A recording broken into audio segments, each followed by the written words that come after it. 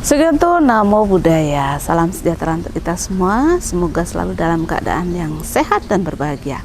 Selamat berjumpa dalam program Mutiara Iman Kompas TV, di mana kita dapat berbagi ilmu-ilmu Dhamma yang dapat kita terapkan dalam kehidupan sehari-hari. Pada kesempatan ini kita akan membahas tema yang sangat penting, yaitu menumbuhkan karakter anak yang baik di era digital.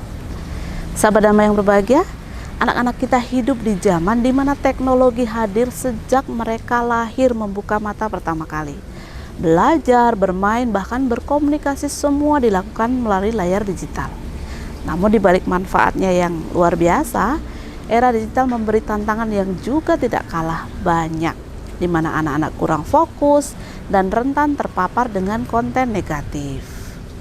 Buddha membabarkan dalam Dhammapada ayat 1, pikiran adalah pelopor dari segala sesuatu. Apapun yang kita lakukan dengan pikiran yang tidak baik akan menghasilkan sesuatu yang kurang baik. Inilah tugas kita sebagai keluarga untuk mendidik anak-anak dan juga generasi menjadi anak-anak yang baik. Hal pertama yang harus kita lakukan adalah mengembangkan sati atau perhatian penuh atau mindfulness. Sahabat Dhamma, kunci pertama membentuk karakter anak adalah mengembangkan sati, yaitu perhatian penuh. Di era digital, anak bisa memakai gawai berjam-jam tanpa menyadari waktu yang berlalu. Nah, orang tua perlu memberi teladan saat bersama anak, letakkan ponsel. Hadirlah sepenuhnya dalam setiap percakapan. Ajarkan anak bertanya pada dirinya, apakah aku benar-benar membutuhkan gawai ini atau hanya sekedar bosan? Nah, dalam ajaran Buddha, kesadaran adalah penjaga batin. Dengan melatih mindfulness secara sederhana, anak akan belajar disiplin, mengatur diri, dan memahami konsekuensi dari setiap tindakan.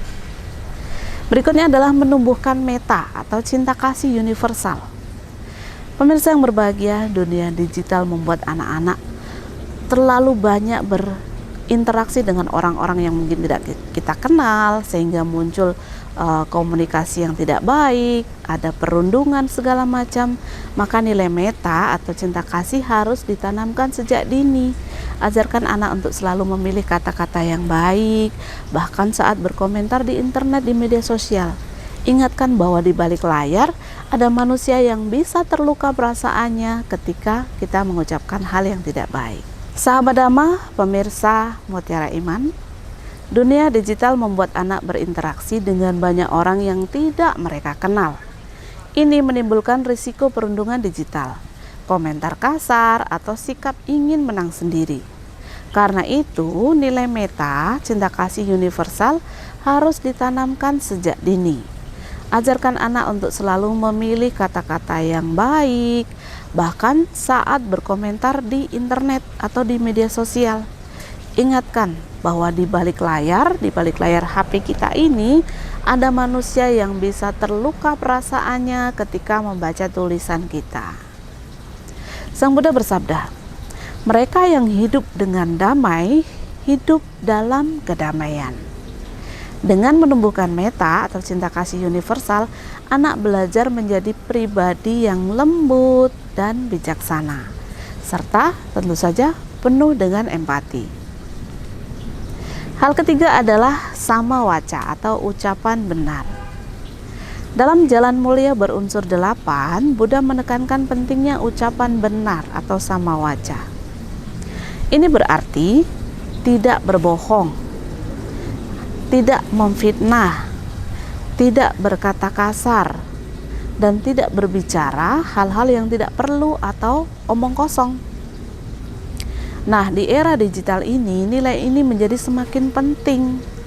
Informasi menyebar dengan sangat cepat. Maka anak-anak perlu dibimbing untuk memeriksa kebenaran setiap informasi yang diterima sebelum menyebarkannya atau menerimanya. Kemudian tidak ikut bergosip di ruang digital. Tidak ikut membuli. Tidak ikut berkata yang menyakiti mungkin orang yang sedang menjadi bahan viral gitu, dan menghargai privasi orang lain.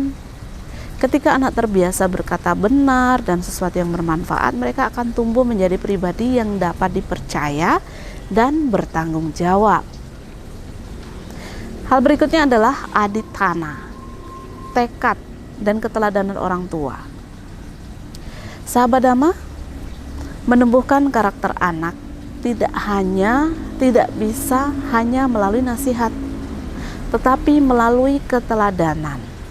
Orang tua perlu menunjukkan bagaimana menggunakan teknologi yang bijak. Misalnya mengatur waktu menonton, menggunakan internet untuk belajar, tidak menjadikan gawai sebagai pelarian masalah. Selain itu, latih anak memiliki adithana, yaitu tekad yang kuat. Ajarkan anak untuk harus menyelesaikan sesuatu atau tugas sebelum bermain gawai, berani menolak ketika waktunya sudah cukup, dan bertanggung jawab atas pilihannya sendiri.